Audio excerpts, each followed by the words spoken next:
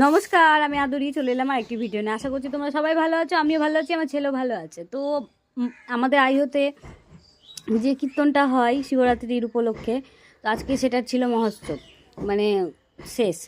তো ওখানেই আমার মা এর আগের বার আমার ছেলের নামে মানতি করেছিল, তো ওই মানতি শোধ করতে গিয়েছিলাম আজকে।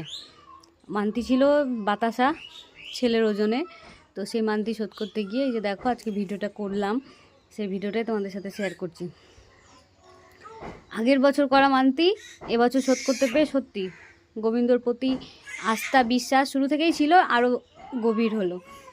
তো তোমরা কেউ এসছিলা, কোথা থেকে এসছিলা কিনা কীর্তনে আমাকে কমেন্ট করে জানাও।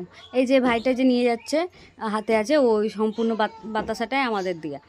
তো মার সাথে আমার ছেলে নাচছে খেলছে, আবার অনেকগুলো লোক দেখে ও খুশি, বাড়িতে তো একাই থাকে, তো ও খুব খুশি যেখানে আমি ছেলেকে নিয়ে ঘোরাচ্ছে আমার মা, আমি না আমার মা ঘোরাচ্ছে, আমি দূর থেকে ভিডিও করছিলাম।